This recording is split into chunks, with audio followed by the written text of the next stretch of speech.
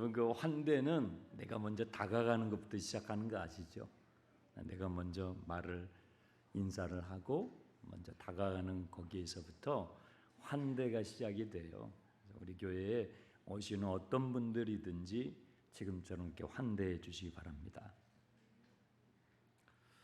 아브라함은 사랑하는 아들 이삭과 그리고 하나님이 정해 주신 신부감인 리브가를 결혼을 시켰던 내용들을 우리가 앞에서 보았습니다. 그리고 아브라함은 새장가를 갑니다. 재혼을 합니다. 목사님, 진짜요? 그 나이에요? 진짜요? 진짜요? 자식을 6이나 납니다. 세상에.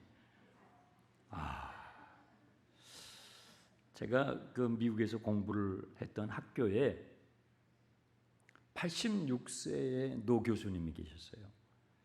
그분이 혼자 사시다가 사별을 하신 거죠. 혼자 사시다가 10년쯤 혼자 사셨는데 60대의 여성에게 청혼을 받으셔서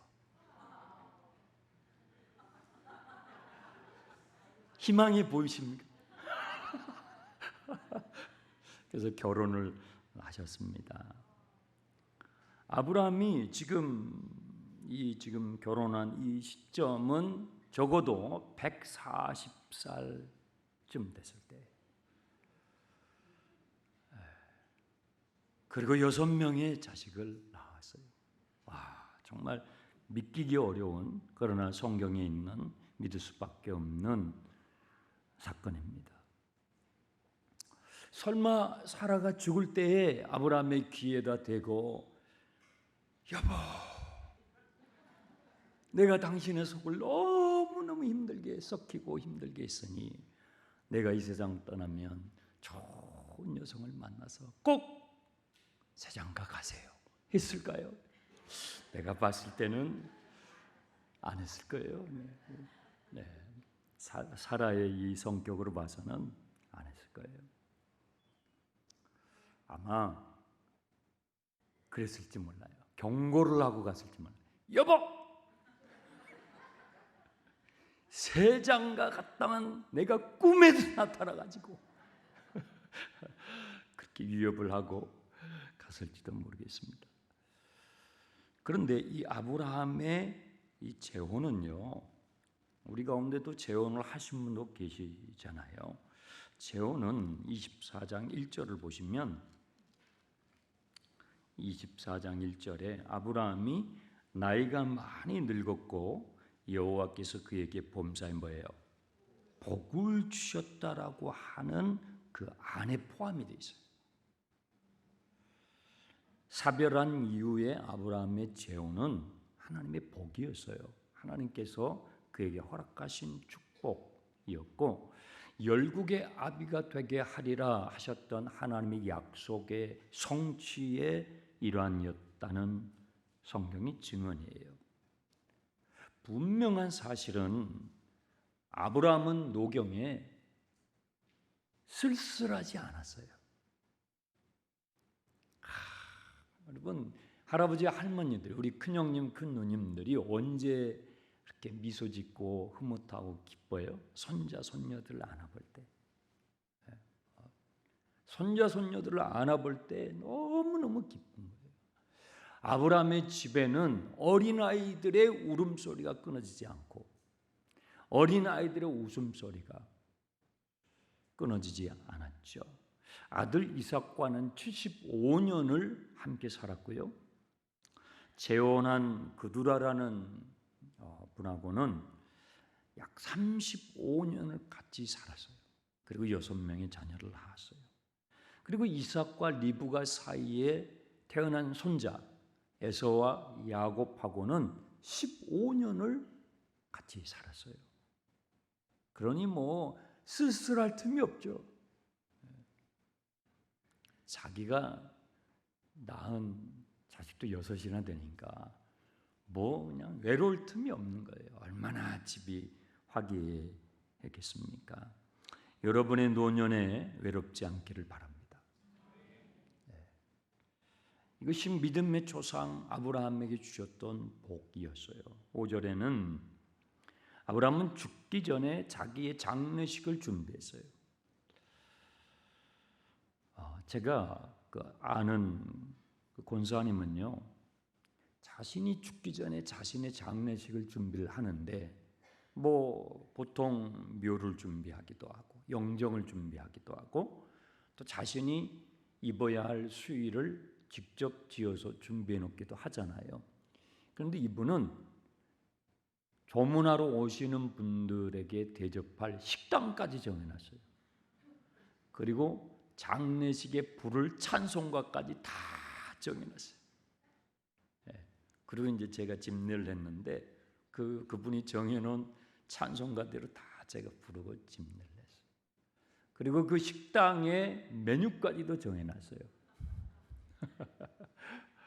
자신의 장례를 준비하면서 삶을 정리했던 아브라함은 생전에 적지 않는 재산을 하나님이 주셨는데 그 재산을 잘 배분해가지고 분배해서 자녀들에게 나누어 주었습니다. 5절 아브라함이 이삭에게 자기의 모든 소유를 주었고 또 늙은 막에 태어난 소자들에게도 재산을 주어서 자기 생전에 그들로 하여금 자기 아들 이삭을 떠나 왜 그랬을까요?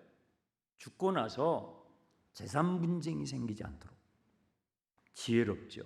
저는 여러분들이 세상 떠나시기 전에 목사님 저는 그럴 재산도 없습니다.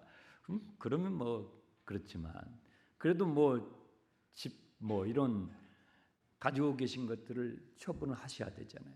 돌아가시기 전에 자녀들에게 골고루 잘 분배를 하십시오. 그런데 타이밍을 잘 맞추십시오. 너무 빨리 주시면 찬밥 신세가 될 수가 있으니. 제가 아는 어르신은 통장을 5, 6개를 들고 다니시는데 특별히 며느리나 사이가 오면 그것을 보여주신다고 합니다. 안의 내용은 안 보여주고 통장 개수만 보여준답니다. 그러면 그렇게 잘한답니다. 사람의 마음 연약함의 부분이죠. 재산의 분쟁이 일어나지 않도록 자녀들에게 골고루 잘 나누어 주고 일찍 멀리 독립을 시켰습니다. 그리고 8절 9절에 보시면 그는 나이가 높고 늙어서 기운이 다해서 죽어 열조에게 돌아갔고 그가 돈을 주고 샀던 에브론의 밭 막벨라 굴 거기에 사랑하는 아내 사라가 묻혔죠. 그 사라와 함께 장사 안장이 되었습니다. 그의 양년 175세였습니다. 몇 살에 부름을 받았죠? 75세에 하나님을 만나서 약속의 땅을 향해서 하나님의 약속의 말씀을 쫓아 가서 100세에 이삭을 얻었고 100년을 약속의 땅에서 머무르면서 하나님이 주셨던 그 약속이 성취되어서 갔던 것들을 경험하고 그리고 여러 번의 실족하는 실수도 하고 넘어지고 했지만 끝까지 믿음의 경주를 포기하지 않고 자신에게 주어진 그 믿음의 여정을 마쳤다는 것입니다. 11절에는 아브라함이 죽은 후에 하나님께서 아브라함에게 주셨던 그 복을 누구에게요? 그의 아들 이삭에게 이어주셨다는 말씀이 나옵니다. 어떤 분이 그래요. 목사님, 나 죽으면 내 자식들이 어떻게 될까? 난 너무 염려스러워서 죽을 수가 없대요. 아니, 세상에 지금까지도 자식들 때문에 고생하고 걱정했는데 죽는 순간에도 자식 걱정 때문에 못 죽으시겠대. 아브라함은요 편안히 죽음을 맞이합니다. 하나님께서 그에게 주셨던 약속이 완성된 것을 보았나요? 아니에요. 완성된 건 아니죠. 부분적인 성취죠. 하나님이 주신 그 하나님의 꿈은 엄청나게 큰 대대에 오고 가는 모든 세대에 온 인류를 향한 하나님의 꿈이었기 때문에 아브라함 당대에는 그 성취가 부분적일 수밖에 없었죠. 그리고 이삭에게 넘어갔어요. 그것을 보고 아브라함은 편안하게 죽었습니다. 제가 장례식을 마치고요. 저는 장례식을 여러 번 집례를 하잖아요. 아마 여러분들이 돌아가시면 아마 제가 집례하지 않겠습니까? 장례식을 집례하고 나오면 출출해요. 그러면 장례식에서 같이 운구도 하고 또 같이 슬퍼하고 애도했던 분들이 식당에 가서 식사를 하지요. 그럼 맛있게 드세요. 무슨 말이냐면 자식 걱정하면서 못 죽는 그건요.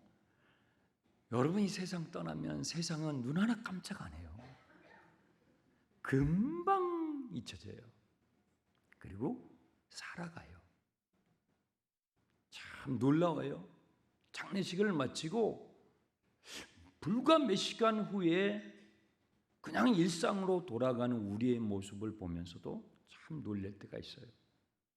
그래서 여러분이 하나님께서 주시는 소원이 다 돼서 이 세상을 떠날 때 하늘나라 가실 때 안심하고 죽으시기 바랍니다. 안심하고 죽으세요. 옆에 계신 분에게 안심하고 죽으십시오. 그게 아브라함의 복이에요. 아브라함의 복이에요. 아마 죽는 순간에 막 불안해가지고 내가 죽으면 이삭이 어떻게 되지? 우리 집안은 어떻게 되지? 그러면 그게 하나님을 믿는 자의 복이냐고요. 그게 아니고 아브라함이 주셨던 그 은혜가 그의 자녀에게 갔다는 거죠. 네. 여러분이 세상 떠나면 여러분의 자녀는 주님이 돌봐주십니다. 네. 그런 믿음으로 사는 거죠. 아브라함은 죽은 후에는 어떻게 됐을까요? 여기서는 열조에게 돌아갔다 이렇게 구약에는 이렇게 표현이 되어 있어요. 목사님 죽으면 끝 아닙니까? 죽으면 끝이 아닌가요? 죽으면 끝이 아닙니다. 인간이 가장 모르는 영역이 죽음의 영역이에요. 왜요? 여기 계신 분들은 안 죽어봤잖아요. 그거 어떻게 알아요? 인간이 가장 알지 못하는 미지의 영역이 죽음의 영역이에요. 그러면 어떻게 알 수 있죠? 그 죽음을 잘 아는 분에게 우리는 알 수밖에 없죠. 주님께 아는 거죠. 주님은 죽으셨다가 살아나셨으니까. 주님은 죽음을 발명하신 분이죠. 어떤 어르신이 그러셔요. 목사님, 하나님께서 발명하신 것 중에서 제일 탁월한 것 중에 하나가 죽음이래요. 그 얘기를 듣는데 고개가 동의가 됐어요. 맞아요. 모든 사람을 죽게 만드죠. 죽음 앞에서는 누구나 다 평등하거든요. 우리는 죽음을 알지 못합니다. 죽음 이유를 알지 못합니다. 그래서 우리는 죽음을 너무 잘 아시는 주님께 이 죽음을 배워야 하는 것이죠. 죽음 이후에 아브라함은 어떻게 되었을까요? 성경에 우리 한번 성경을 찾아봅시다. 고린도후서 신약 성경이죠. 12장을 가보시면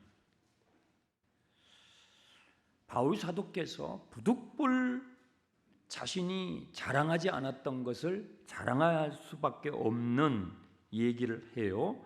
거짓 사도들이 바울 사도의 사도권을 가지고 자꾸 논쟁을 하니까 자신이 주님께서 세우신 사도임을 입증하기 위해서 그동안 말하지 않았던 여러 가지 영적인 체험들을 말하면서 고린도후서 12장 1절에 무익하지만 내가 부득불 자랑한다. 그동안에는 이런 얘기를 안 했다는 것이죠. 주의 환상과 계시를 말하리라. 내가 그리스도 안에 있는 한 사람을 아는데 자신의 이야기를 마치 제3자의 이야기를 하는 것처럼 하면서 꺼내요. 바울 사도의 자신의 이야기예요. 그는 14년 전 셋째 하늘에 이끌려가서 그가 몸 안에 있었는지 몸 밖에 있었는지 나는 모르거니와 하나님은 아시니라 하면서 슬쩍 이것이 자신의 경험이라는 걸 내비쳐요. 셋째 하늘이 있다라는 거예요. 우리의 눈에 보이는 첫째 하늘이 있고, 그리고 그 하늘 너머에 있는 우주가 있고, 그리고 그 너머에 있는 하나님의 영역, 셋째 하늘의 영역이 있는데, 바울 사도가 하나님께서 이 경험을 허락하심으로 셋째 하늘을 이 고린도후서를 쓰기 14년 전에 그 경험을 했다는 것이죠. 그런데 4절을 보시면 이 셋째 하늘을 뭐라고 그랬어요? 낙원이라고 했어요. 낙원. 이 셋째 하늘이 사람이 죽으면 죽음 이유가 있다고요. 바울 사도는 이 낙원에 다녀온 경험을 합니다. 그리고 나서 바울 사도의 생사관이 완전히 바뀝니다.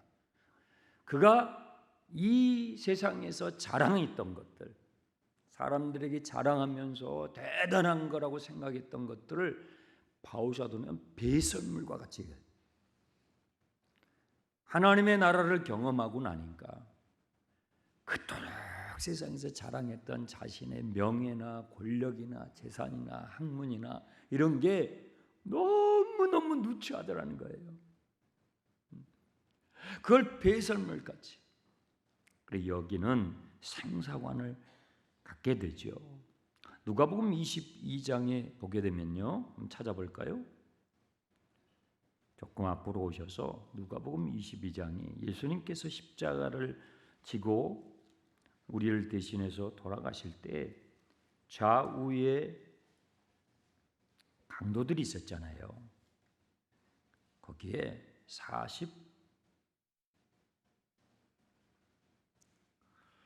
누가복음 22장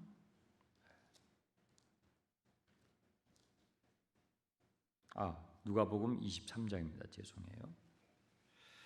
누가복음 23장 42절을 보시면 주님의 십자가 좌우에 강도들이 있었는데 한 강도는 예수님을 비방했어요.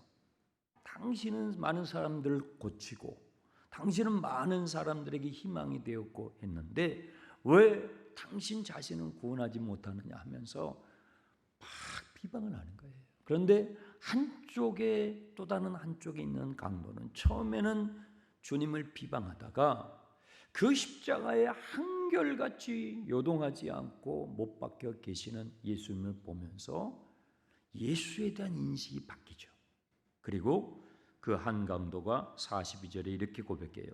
예수여 당신의 나라에 임하실 때 나를 기억하소서. 회개하는 거예요. 나를 기억해 주십시오. 그때 주님께서 43절 내가 진실로 너에게 이르노니 오늘 내가 나와 함께 어디에요? 낙원에 있으리라 하면서 죽음 이후에 죽은 자가 어떻게 되는지를 주님이 말씀하셔요. 오늘 너가 나와 함께 낙원에 있게 될 것이다 하고 말씀해 주시죠. 예수님께서 십자가를 지시기 전에 죽음에 대한 여러 가지 말씀을 하셨었는데요.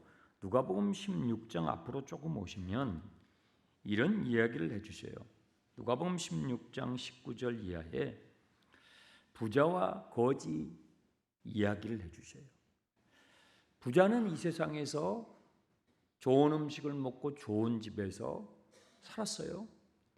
그리고 죽었어요. 근데 거지도 죽었어요. 거지는 그 부자의 집 앞에서 떨어지는 것들, 쓰레기, 음식 쓰레기를 뒤적거리면서 겨우겨우 살았어요. 거지도 죽었어요. 죽음 앞에서는 모두가 평등하죠. 부자도 죽고 거지도 죽었어요. 부자는 음부로 떨어졌어요. 거지 나사로는 낙원으로 들어가는데 여기서 주님이 낙원을 뭐라고 표현하시냐면 아브라함의 품이라고 말씀하셔요. 22절에 아브라함의 품으로 들어갔어요. 낙원을 아브라함의 품, 믿음의 조상 아브라함의 품. 아브라함은 죽음 이후에 어떻게 되었는가? 그는 믿음의 조상답게 하나님의 나라, 이 땅에 하나님의 나라가 완성되기 전 상황을 낙원이라고 부르는데 그 낙원에 들어가게 된 것입니다.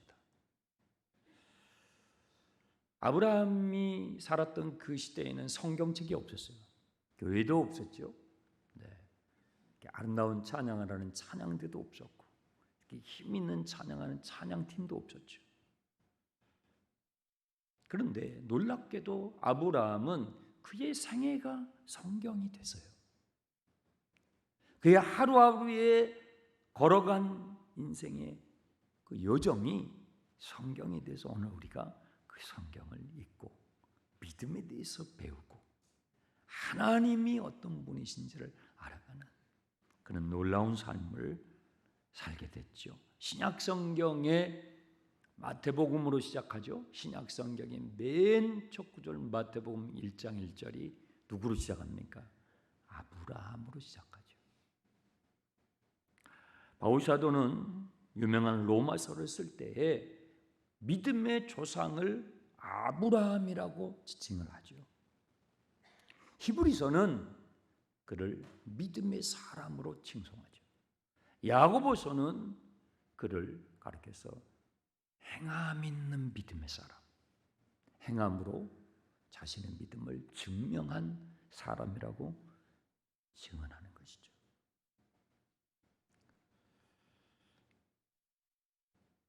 그래서 바울 사도는요, 갈라디아서에서 이 믿음의 성 아브라함의 축복을 말하면서 그 축복이 오늘 저와 여러분에게 어떻게 이루어지는지를 가르쳐 줍니다. 갈라디아서 3장을 보십시오. 갈라디아서 3장 13절 14절 다 같이 읽어보겠습니다. 그리스도께서 우리를 위하여 저주를 받은 바 되사 율법의 저주에서 우리를 속량하셨으니 기록된 바 나무에 달린 자마다 저주 아래 있는 자라 하였습니다. 이는 그리스도 예수 안에서 아브라함의 복이 이방인에게 미치게 하고 또 우리로 하여금 믿음으로 말미암아 성령의 약속을 받게 하려. 그러니까요, 아브라함의 생애는요 성경이 되는 거예요. 성경 구석구석마다 아브라함의 이름이 나와요. 아브라함을 인용을 해요. 하나님은 자신을 소개하실 때 아브라함의 하나님이라고 소개하는 것을 주저하지 않으세요. 실수 많고 실족하고 때로는 하나님의 이름을 부끄럽기도 했던 이 아브라함이지만 믿음의 경주를 끝까지 포기하지 않고 완주한 이 아브라함을 하나님께서는 이와 같이 그리스도 예수 안에서 아브라함의 복이 이방인을 하면 전부 우리라는 거 아시죠? 이방인인 우리에게도 미치도록 그의 삶은 지금도 살아있는 것입니다. 그래서 히브리서 기자는 히브리서 11장에서 아브라함의 믿음을 칭찬하면서 한번 볼까요? 히브리서 11장 믿음장 아닙니까? 구약 성경에 믿음으로 살아갔던 많은 사람들을 열거하지만 가장 많은 부분을 차지하고 있는 분량이 아브라함이에요. 11장 8절부터가 아브라함이에요. 믿음으로 아브라함은 부르심을 받았을 때 이게 지금 아브라함의 분량이 가장 많이 차지해요. 19절까지가 아브라함에 관한 거예요. 아브라함의 믿음으로. 그러면서 이 11장을 마무리하면서 12장 1절에 히브리서 기자는요 이렇게 고백합니다. 이러므로 우리에게 구름같이 둘러싼 허다한 증인들이 있으니 모든 무거운 것과 얽매이기 쉬운 죄를 벗어버리고 인내로서 우리 앞에 당한 경주를 하십시오. 누가 있다고요? 구름같이 둘러싼 허다한 증인들이다. 이 증인들 가운데 맨 앞에서 막 박수를 하면서 막 환호를 하면서 잘한다 장충단교회 신자들이요. 수요일 밤에도 모였네. 금요일 밤에도 모였네.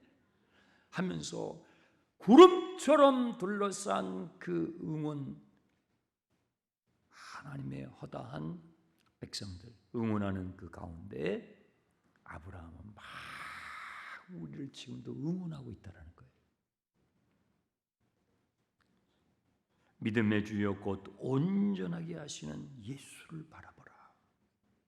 그렇게 하나님의 나라에 입성한 아브라함은, 우리 믿음의 조상인 아브라함은 저와 여러분의 믿음의 경주가 끊어지지 않도록 완주하도록 여러분도 자신처럼 믿음의 경주를 끝까지 달려가도록 우리를 위해서 지금 응원하고 있다라고 증언하는 것입니다. 여러분, 신앙생활은요 100m 단거리가 아니에요. 2000m 계주예요. 계주 뛰어보셨어요? 100m 단거리는 혼자 뛰는 거예요. 근데 계주는요 혼자서 잘 뛰어서는 안 돼요. 신앙은 2000m 계주라고요. 아브라함에게 하나님께서 주신 믿음의 바통을 이삭이 받잖아요. 그렇죠? 이삭이 받고 그것이 다시 야곱에게 가죠. 우리 신앙의 여정은요 우리 데에서 끝나면 안 돼요. 아브라함에게 주신 그 복이 이삭에게 갔다는 것은 그에게 주신 그 믿음의 바톤을 이삭이 받았다는 얘기예요.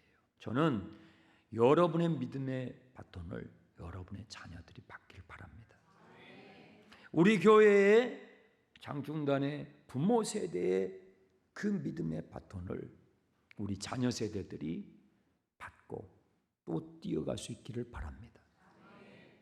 구름처럼 허다한 우리 앞서간 믿음의 선배들이 하나님의 나라에서 지금도 우리를 보면서 바라보면서 우리가 예배하는 이 모습, 우리가 여러분의 가정에서 우리의 가정에서 우리의 일터에서 믿음의 경주를 하고 있는 이 모습을 보면서 천사들과 같이 우리를 응원하는 거예요. 야, 아무개 권사 잘한다.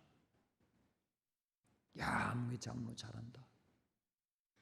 여러분 그 소리가 들리십니까? 저는요 성경을 읽으면서 그 소리를 듣습니다. 이러므로 우리에게 구름같이 둘러싼 허다한 증인들이 있으니 당신의 무거운 것과 당신의 얽매기 쉬운 죄를 벗어버리십시오. 끝까지 인내하며 당신 앞에 있는 믿음의 경주, 당신의 레이스를 달려가십시오. 이것이 우리보다 앞서간 믿음의 선배인 아브라함이 오늘도 지금도 우리를 위해서 응원하는 소리인 것입니다.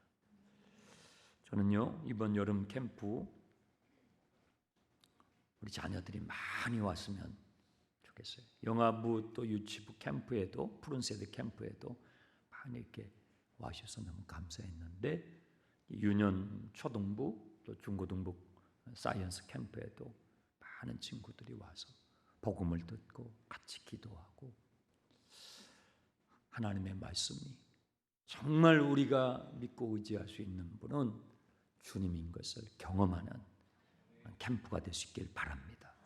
하나님께서 우리에게 주신 여러분에게 주신 믿음의 바톤이 여러분의 자녀들과 후손들에게 물려갈 수 있도록 물려질 수 있도록 기도해 주시길 바랍니다. 기도하겠습니다. 하나님